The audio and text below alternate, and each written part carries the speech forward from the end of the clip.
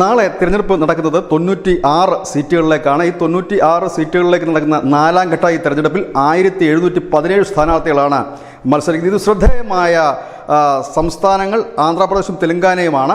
ആന്ധ്രാപ്രദേശിലെ 25 ലോക്സഭാ സീറ്റിലേക്കും നിയമസഭാ സീറ്റിലേക്കും നാളെ തെരഞ്ഞെടുപ്പ് നടക്കുന്നു. ഒപ്പം തന്നെ തെലങ്കാനയിൽ 17 ലോക്സഭാ സീറ്റിലേക്കാണ് തെരഞ്ഞെടുപ്പ് നടക്കുന്നത്. ഉത്തർപ്രദേശിൽ 13, മഹാരാഷ്ട്രയിൽ 11, പശ്ചിമ ബംഗാൾ 8, മധ്യപ്രദേശ് 8, ബീഹാർ 5, ജാർഖണ്ഡ്, ഒഡീഷ എന്നിവിടങ്ങളിൽ 4 വീതവും ജമ്മു കാശ്മീരിൽ 1 സീറ്റിലുമാണ്. ഇവിടെ ഒരു പ്രത്യേകതയുള്ള ജമ്മു കാശ്മീർ ശ്രീനഗറിലാണ് നാളെ തെരഞ്ഞെടുപ്പ്. അവിടെ കോൺഗ്രസും BJPയും സ്ഥാനാർത്ഥികളെ നിർത്തിയിട്ടില്ല. നാഷണൽ കോൺഫറൻസും PDPയും അടക്കമുള്ള പാർട്ടികൾ നേർക്കുനേർ പോരാടുന്ന ഒരു മണ്ഡലമായി ശ്രീനഗർ മാറുന്നു. ഒപ്പം തന്നെ ഈ 96 മണ്ഡലങ്ങളിലെ 2 സംസ്ഥാനങ്ങളാണ് രാജ്യം ഉറ്റുനോക്കുന്നത്, രാഷ്ട്രീയ നിരീക്ഷകർ ഉറ്റുനോക്കുന്നത്. ഒന്ന് തെലങ്കാനയും മറ്റൊന്ന് ആന്ധ്രയുമാണ്. കാരണം ആന്ധ്രാപ്രദേശിനെ സംബന്ധിച്ച് അവിടെ BJP, TDP, ജനസേന അലയൻസാണ്. അവർക്ക് വലിയ മേൽക്കൈ ലഭിക്കുമെന്ന് വിവിധ സർവേകൾ ഇതിനോടകം പറഞ്ഞു കഴിഞ്ഞിരിക്കുന്ന ഒരു സാഹചര്യമുണ്ട്. BJPയെ സംബന്ധിച്ച് അവിടെ വട്ടപൂജ്യമാണ് കഴിഞ്ഞ ലോക്സഭാ തെരഞ്ഞെടുപ്പിന് കിട്ടിയത്. പക്ഷേ ഇത്തവണ അവർ ശക്തമായ ഒരു മുന്നണിയുടെ ഭാഗമായി മത്സരിക്കുന്നു. അവിടെ അവർക്ക് വലിയ നേട്ടമുണ്ടാക്കാൻ കഴിയുമെന്ന് തന്നെയാണ് BJP പ്രതീക്ഷിക്കുന്നത്. ഒപ്പം രാഷ്ട്രീയ നിരീക്ഷകരും അങ്ങനെ തന്നെ കരുതുന്നു. മറ്റൊന്ന് തെലങ്കാനയാണ്. 17 ലോക്സഭാ സീറ്റാണ് തെലങ്കാനയിലുള്ളത്. തെലങ്കാനയിൽ BJPക്ക് 4 MP-മാരുണ്ട്.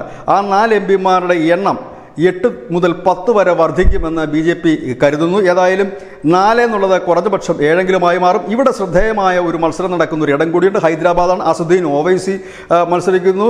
മാധവി ലതയാണ് BJP സ്ഥാനാർത്ഥി. നമുക്കറിയാം കഴിഞ്ഞ ദിവസങ്ങളിലെല്ലാം വലിയ രീതിയിലുള്ള ഭീഷണികളും തിരിച്ചടികളുമായി മുമ്പോട്ട് പോയ 2 സ്ഥാനാർത്ഥികളാണ്. ഹൈദരാബാദ് ശ്രദ്ധാകേന്ദ്രമാകുന്നതും ഇങ്ങനെയാണ്. അങ്ങനെ ഏറെ പ്രത്യേകതകൾ നിറഞ്ഞ ഒരു തെരഞ്ഞെടുപ്പ്. ഒപ്പം തന്നെ അഖിലേഷ് യാദവ് മത്സരിക്കുന്ന ഇതും ഈ 4ാം ഘട്ടത്തിൽ തന്നെയാണ്. ഏതായാലും ആന്ധ്രയും തെലങ്കാനയും രാജ്യം ഉറ്റുനോക്കുന്നു. കാരണം ഇവിടെ BJPക്ക് ഉണ്ടാകുന്ന നേട്ടം അവരുടെ സീറ്റ് എണ്ണം വർദ്ധിപ്പിക്കുക തന്നെ ചെയ്യും, അവർക്ക് കൂടുതൽ ആത്മവിശ്വാസം പകരുക തന്നെ ചെയ്യും. ഒപ്പം തന്നെ UPയിൽ അഖിലേഷ് യാദവ് മത്സരിക്കുന്നു. ഈ ഹൈദരാബാദിൽ അസുദ്ദീൻ ഓവൈസിയും മാധവി ലതയും തമ്മിൽ ഏറ്റുമുട്ടുന്നു. അങ്ങനെ വലിയ ശ്രദ്ധാകേന്ദ്രമാകുന്ന മണ്ഡലങ്ങൾ അനവധിയുണ്ട് ഈ നാളെ നടക്കുന്ന തെരഞ്ഞെടുപ്പിന്. News desk news India Malayalam.